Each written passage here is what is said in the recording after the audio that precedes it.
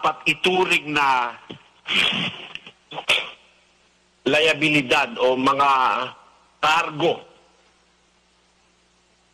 o mga ano pa ba pwedeng ibang gamiting salita doon? Mga pasanin po. Pasanin.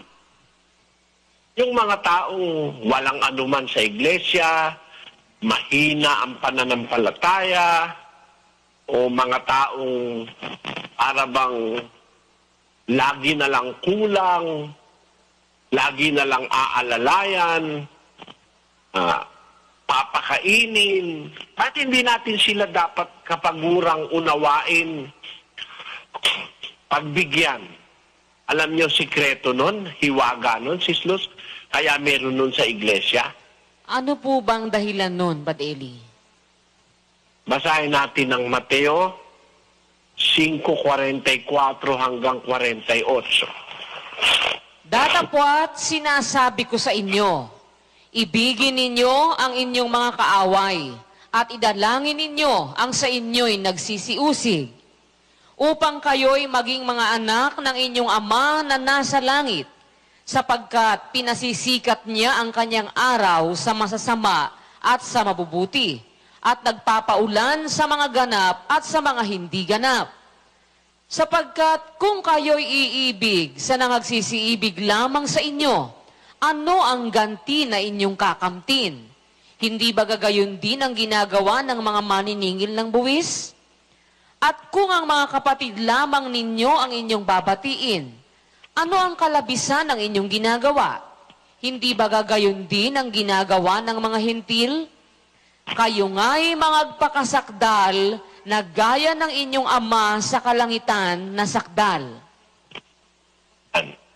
Ang hiwaga nung pag-alalay sa mga iba, no? Pagmamahal sa hindi makapagmamahal, pag-aaruga sa hindi makagaganti, pagpapahalaga dun sa mga taong may kakulangan, pisikal at espiritual at mental. Ang halaga nung nagkaroon tayo ng mga kapatid na papasanin natin, aalalayan natin, pupunuan natin, yung ating aalagaan. Ang halaga pala nun, dun pala tayo masasakdal eh. Opo. Sapagkat, kung ang iibigin lang natin, yung umiibig sa atin, may kakayahang makaganti, ano pa ang gagantiin ng Ama sa'yo? Kasi minahal mo yung nakakaganti rin sa'yo. Kung ang pauutangin mo lang yung makakabayad, ano pa ang gagantihan ng Diyos sa'yo?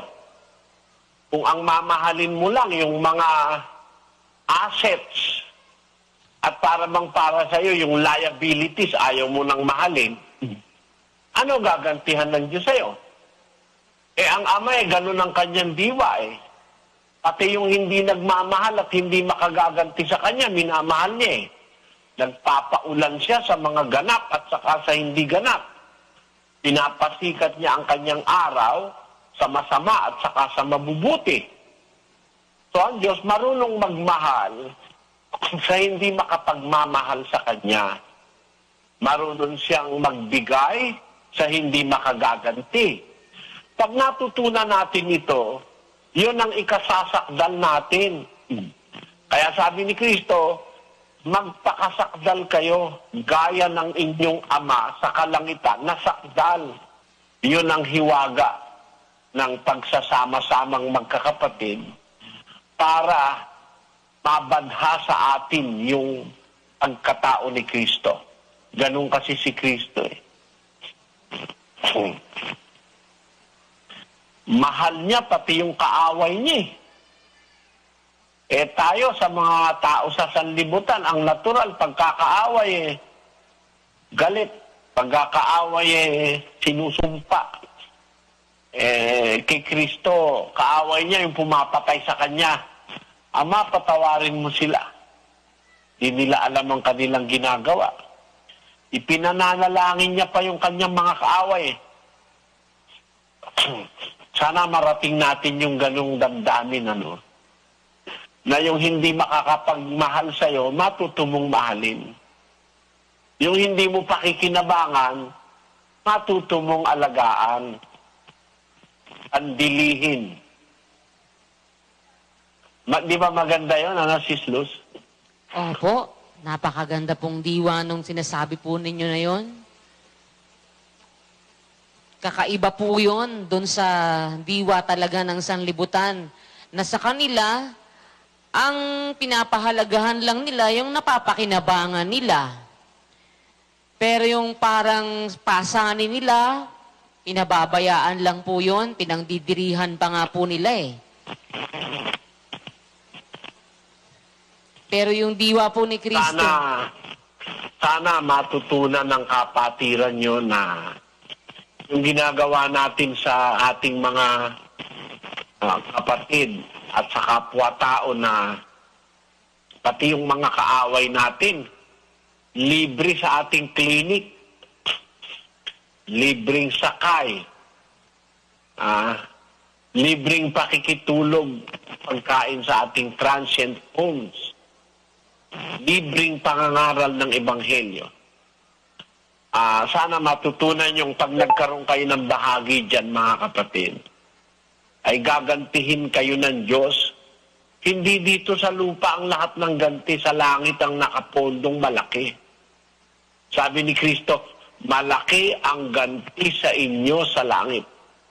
Yung salitang mabadha ay formed sa English, morpho sa Griego. Morpho. Mabuo, maporma, mabadha.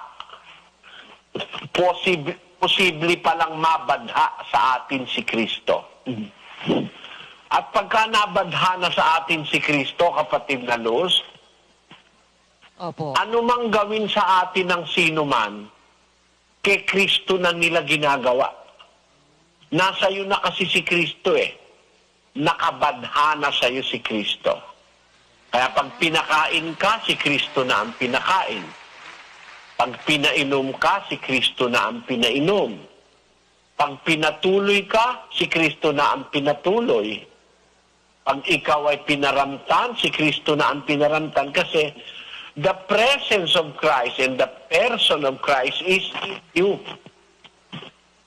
Kaya mapakahalaga. Paano natin maa-attain yun, mga kapatid? How will we attain that in our person will the person of Jesus Christ be formed and imprinted on our very person? That is to learn how to care for the less fortunate. Napakalaki ng hiwaga ng kabanalan na dala-dala ni Kristo eh. Yung tinuturo niya sa atin na magpahalaga doon sa mga walang anuman, magmahal sa hindi makakapagmahal, tapos tumanggap sa mahihina, ang pananampalataya, maawa sa mga may mga duda. Yung lahat ng kabutihang gawa na yun, yun ang hiwaga ng pagiging perfecto eh. That is how to be perfect. To learn to how to be compassionate to those people who are treated as liabilities of society. If we learn how to treat them and to cherish them as assets, to learn how to love those who will not love us, hindi ito itinuturo sa ibang iglesia, natitiyak ko. Gaya nung sabi ni kapatid na Amansek, nung nasa iglesia siya ni Manalo, nawala ang awa niya sa kapwa. Pag hindi nila kapatid sa iglesia, mangyari na mangyayari, sabi ni kapatid na Amansek. Pero nung marinig niya raw yung aral sa ating samahan, tumubo uli ang awa sa kanya. Pakinggan nga natin uli yun, na hindi ko makalimutan yung sinabi ng kapatid na yun eh.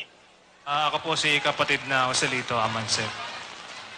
Nung ako po ikaanib sa Iglesia ni Cristo, masasabi ko pong mahalap po ang pananampalataya ko na yun ay tunay. Ang tanging pangarap ko nga lang sa buhay, umabot ako ng 10 taon sa Iglesia ni Cristo at papasok po akong VIP ni KRD. Yun pong VIP, mga kapatid, kagaya po ng close insecurity ng kapatid na Eli. Isa lang po ang pinapangarap ko noon. Kung mamamatay po ako, gusto ko po sumalo ng bala. Napapatay po sa akin pong kinikilalang anak na sugo. Sino? Minahal ko rin po ang pagiging-iglesia ni Cristo ko, mga kapatid. Hanggang sa napadako ako ng Saudi Arabia. Naging maningas ang aking damdamin, tumutulong ako sa mga kapatiran, hanggang sa aking pag-uwi. 10 taon po ako sa Iglesia ni Cristo. Kagaya po ng nababanggit nila, pag hindi po kaanib sa Iglesia ni Cristo, talaga pong kung ano po ang mangyayari, mangyayari. Pero nung naisama po ako ng pinsang ko, kaarawan po ng kapatid na Eli nun, tatandaan ko. Nung nakita ko po ang kapatid na Eli, mga kapatid, muli pong tumubo sa puso ko yung awa. Matagal ko na akong hindi nararamdaman yun eh. Palagi akong galit sa kapwa ko. Pag hindi ka hanip sa amin, sige, miski saan tayo makarating. Nakita nyo? Kaya hindi sila mag-aaksaya ng panahon para ituro itong mahalagang aral na ito. Kasi sa kanila, sabi ni Brother Mansek, wipe your enemies. Wipe out your enemies, not love your enemies. Pero sa atin, mga kapatid, kung meron tayong ginugugol na oras para sa ganitong mga pagtuturo ng aral, kasi nararamdaman ko sa kalooban ko, yun ang presensya ng Diyos sa tao eh. Yun ang presensya ni Kristo. Yung matuto ng pagkaawa, pagmamahal sa hindi makapagmamahal, pagbibigay, pagpaparaya, yung matuto ka na mahalin yung hindi nagmamahal sa'yo at pahalagahan yung walang halaga, napakalaking virtue nun. And that is the secret of perfection. Yun ang gusto kong maituro at maitawid sa inyo, mga kapatid. Alam nyo kasi sa Diyos, pagdating nung araw, basahin mo nga yung 11:40 ng Hebreo, Sis Luz. Ito po. Na ipinaghanda ng Diyos ng lalong mabuting bagay tungkol sa atin, upang sila'y huwag maging sakdal ng bukod sa atin. Pakita mo yan, no? Alam mo ba kung sinong mga tao yan na gusto ng Diyos maging sakdal na kasama natin? Sino po ba yun? Basahin mo sa 35. Tinanggap ng mga babae ang kanilang mga patay sa pamamagitan ng pagkabuhay na mag-uli. At ang iba'y nangamatay sa hampas na hindi tinanggap ang kanilang katubusan upang kamtin nila ang lalong mabuting pagkabuhay na mag-uli. At ang iba'y nagkaroon ng pagsubok sa pagkalibak at pagkahampas. Oo, bukod dito'y sa mga tanikala at bilangguan naman. Sila'y pinagbabato, pinaglalagari, pinagtutukso, pinagpapatay sa tabak. Sila'y nagsilakad na paruot parito na may balat ng mga tupat kambing, na mga salat, na napipighati, tinatampalasan, na sa mga yaon ay hindi karapat-dapat ang sanglibutan, na nangaliligaw sa mga ilang, at sa mga kabundukan, at sa mga yungib, at sa mga lungga ng lupa. At ang lahat ng mga ito, nang sila'y mapatotohanan na, dahil sa kanilang pananampalataya, ay hindi kinamtan ang pangako, na ipinaghanda ng Diyos ng lalong mabuting bagay tungkol sa atin, upang sila'y huwag maging sakdal ng bukod sa atin. Nakita mo, pagmamahal ng Diyos dyan sa mga tao na yan, walang kwenta yan, ha? Bakit walang kwenta? Mahihirap yan, eh. Hindi yan mga dignidad na tao, dignidad na malalaking tao. Kaya nga nilalagari, hinahampas, nagsitira sa mga yungib, nangaligaw sa mga yungib sa lupa. Parang mga daga na nagtatago dahil pinipighati, tinatampalasan, nagpaparuot pa rito, may balat ng tupat kambing ang suot. Hindi sabihin ng balat ng tupat kambing, napakaliliit ng suot na wala silang malaking pera para bumili ng magandang kasuotan. Pinagbababato, pinagtututokso, pinagpapatay sa tabak, mga taong pinipighati, tinatampalasan, mga taong walang kwenta sa lipunan. At yung mga walang kwentang tao na yan sa lipunan ng mga tao, sabi ni Pablo, napatutuhanan dahil sa pananampalataya sa Diyos, hindi ginawang sakdal ng Diyos Kasi hindi sila magiging sakdal ng bukod sa atin. Ibig sabihin, pagdating ng pagsasakdal, pagpapaging sakdal, yung pagkabuhay na mag-uli, na mabuting pagkabuhay na mag-uli sa huling araw, yung panahon na papalitan na yung ating katawan, ang maluwalhating katawan, na aalisin na yung kadustaan natin, kasama nating sasakdalin yung mga tao na yan, kapatid na Lord. So, para sa Diyos, yung pinakawalang kwentang tao sa lipunan, mahalaga sa Kanya Kaya kung matuto rin tayong magpahalaga sa ganyang klase ng mga tao, para nakita natin o nalagay na sa atin yung virtue at yung mga katangian ni Kristo, nabadhana sa atin. Kaya alam mo, Sis Luz, dapat maglagay tayo ng taon-taon. Yung lahat ng kapatid na mga madududahin, yung mahina ang pananampalataya, yung mga kapatid na hindi nakakatulong, yung mga kapatid na lagi na lang pabigat, papakainin mo, alagaan mo, yun ang pagsasabitan natin ng medalya. Yun ang mga salutatorian saka mga valedictorian. Dahil sa kanila, magiging perfecto tayo, mga kapatid. Sana naunawaan nyo ang mensahe ng ating paksa. Magandang araw sa inyo lahat.